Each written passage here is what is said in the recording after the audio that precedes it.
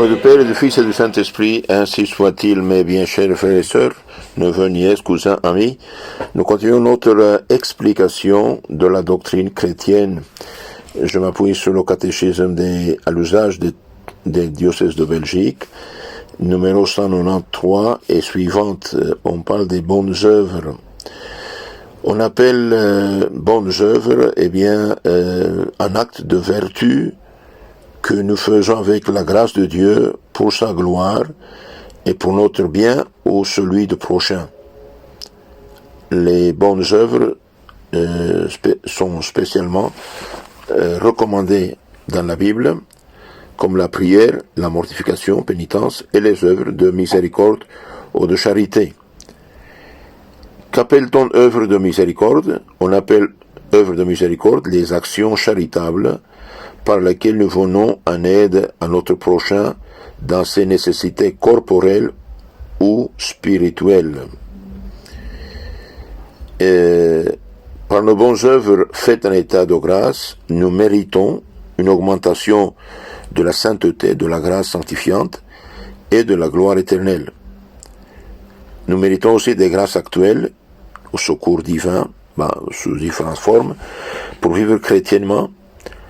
Par les bonnes œuvres, la charité, nous obtenons aussi le pardon de nos fautes vénielles et la rémission des peines temporelles dues au péché. Alors, quand on est dans le péché et on fait de bonnes œuvres, qu'est-ce qui se passe? Eh bien, on peut faire et on doit faire de bonnes œuvres en état de péché mortel, même si elles ne sont pas méritoires pour le ciel. Cependant, celui qui est dans le péché et veut sortir du péché, ces bonnes œuvres sont très utiles pour obtenir de la miséricorde divine la grâce de la conversion. Aujourd'hui, nous allons voir les œuvres de miséricorde qui se divisent en deux, les œuvres corporelles et les œuvres spirituelles. Les œuvres de miséricorde sont des vertus par lesquelles nous assistons et nous aidons et secourons notre prochain, excepté les saints et les anges qui n'ont pas besoin de notre assistance et ne peuvent la recevoir. Donc, par les œuvres de miséricorde, nous assistons à notre prochain en ses nécessités corporelles et spirituelles, quand il souffre ou est sur le point de souffrir quelques dommages dans ses biens temporels ou dans l'affaire de son salut, sans pouvoir se subvenir lui-même ou de ne le pouvoir que très difficilement. Donc le prochain, il a des difficultés, soit dans les choses matérielles, soit dans les choses spirituelles. Il ne peut pas obtenir ce qui est nécessaire pour salut éternel. Pour cet motif, on les appelle de œuvres de miséricorde. Non de justice ou de moins seulement de justice, c'est-à-dire pour lui donner ce qui lui appartient, mais par pitié, par amour, parce que nous considérons ces souffrances comme étant les nôtres. Donc quand c'est justice, on doit payer un travailleur par justice parce qu'il a travaillé. Mais un mendiant dans la rue, un ami, un voisin, un parent pauvre, on l'aide par pitié, par amour, parce que nous considérons ces souffrances comme étant les nôtres. Il s'ensuit qu'il faut distinguer deux sortes d'œuvres de miséricorde, les œuvres corporelles et les œuvres spirituelles. Combien y a-t-il d'œuvres corporelles de miséricorde? Il y en a 7. Donner à manger à ceux qui ont faim, donner à boire à ceux qui ont soif, revêtir les gens qui sont nus, qui n'ont pas de vêtements, loger les étrangers, les pèlerins, visiter les malades, délivrer les prisonniers et enterrer les morts. Donc il y a 7 œuvres de miséricorde corporelle, donner à manger et à boire à ceux qui ont faim et soif, revêtir les nus, loger les étrangers ou les pèlerins, visiter les malades, délivrer les prisonniers, visiter les malades, délivrer les prisonniers, enterrer les morts. Donc il y a 7 œuvres de miséricorde temporelle Donner à manger à ceux qui ont faim, c'est-à-dire procurer la nourriture à ceux qui en manquent. Donner à boire à ceux qui ont soif, aux pauvres et aux malades, que la soif tourmente. Revêtir les nus, procurer les vêtements, le chauffage, le couvert à ceux qui ne peuvent se vêtir convenablement ou se prémunir contre le froid ou l'humidité. Loger les étrangers, donner un asile aux voyageurs honnêtes, pas aux bandits. Le moyen de vivre à ceux qui sont sans emploi, aux places, c'est ça qui signifie. Et donc, donner du logement, c'est donner asile aux voyageurs honnêtes, le moyen de vivre à ceux qui sont sans emploi aux places. Visiter les malades, c'est-à-dire les assister, soigner, consoler et encourager les malades, pauvres ou riches, secourir et aider les aveugles, les estropiés, les muets, les personnes âgées. Délivrer les prisonniers signifie tâcher par tout moyen de délivrer, de défendre et de protéger ceux qui sont punis, poursuivis ou opprimés pour la foi ou quelque injuste motif. Donc, délivrer les prisonniers ici signifie tâcher par tout moyen de délivrer, de défendre ou de protéger ceux qui sont punis ou poursuivis ou opprimés pour la foi ou quelque injuste motif. Enterrer les morts, saluer et veiller les corps des défunts, en soigner l'enterrement, assister aux services funèbres.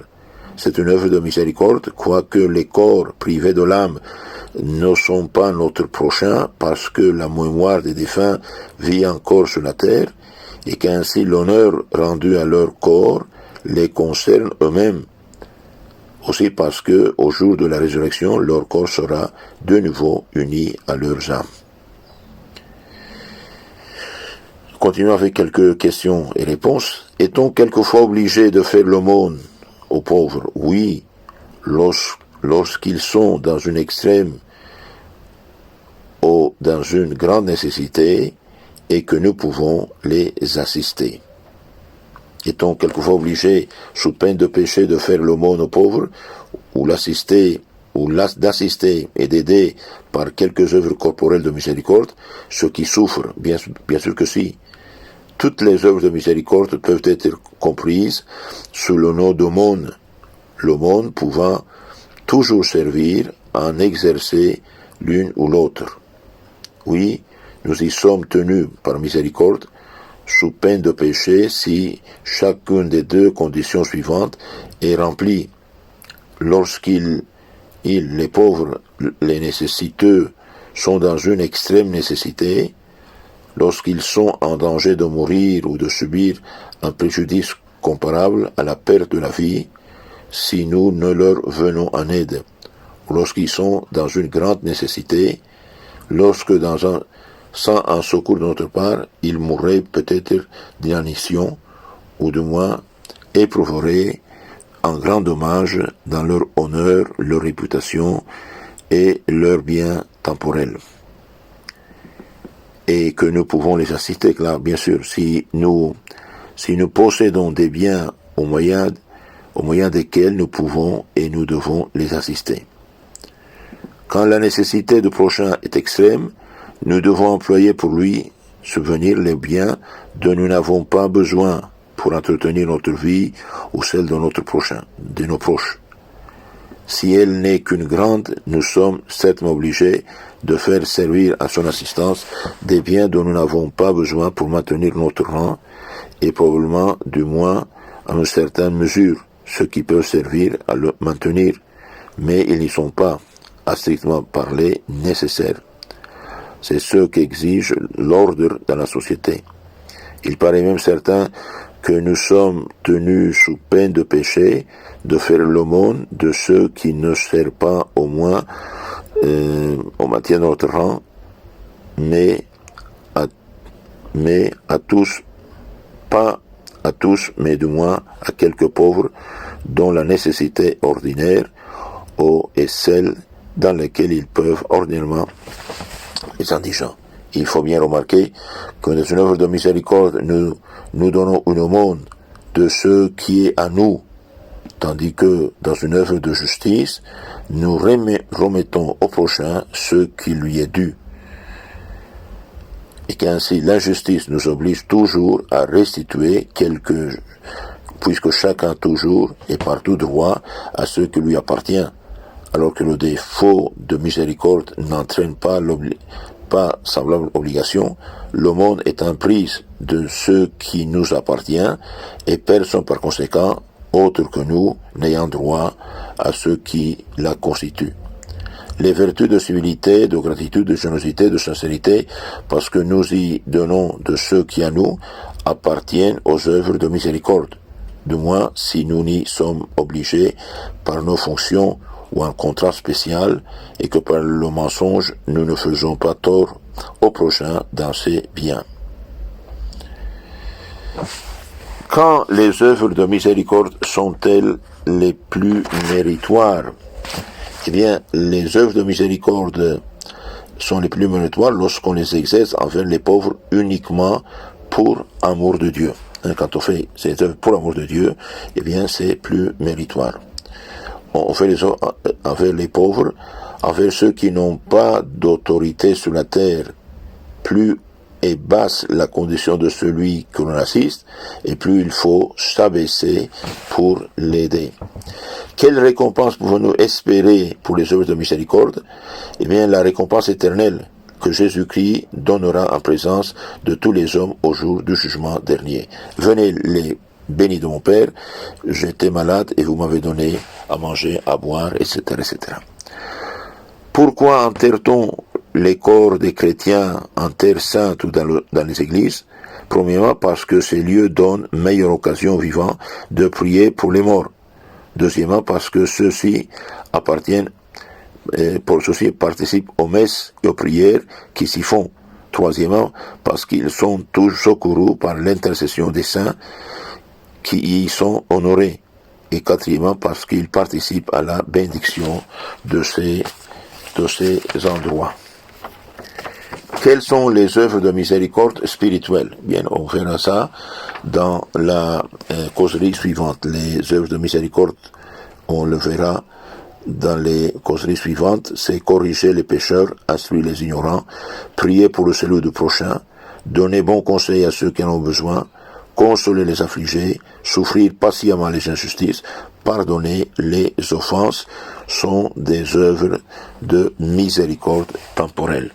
Mais on va un peu plus visiter plus à fond ce qui concerne les œuvres temporelles, miséricorde temporelle. Donc, on a dit son 7, nourrir ceux qui ont faim, désaltérer ceux qui ont soif, vêtir ceux qui sont nus, ceux qui manquent le nécessaire pour vivre, donner l'hospitalité, délivrer les prisonniers, visiter les malades, ensevelir les morts. Nourrir les affamés. La veuve de Sérapta, dans la Bible, on voit, elle nourrit le prophète Élie. Abraham nourrit les 3 anges. Le Christ nourrit 5000 hommes. Pendant une famine, Sainte Élisabeth de Hongrie distribua dans la Thuringe en 1215 toutes les réserves de ses greniers. Saint Grégoire le Grand, mort en 604, avait souvent à sa table 12 pauvres.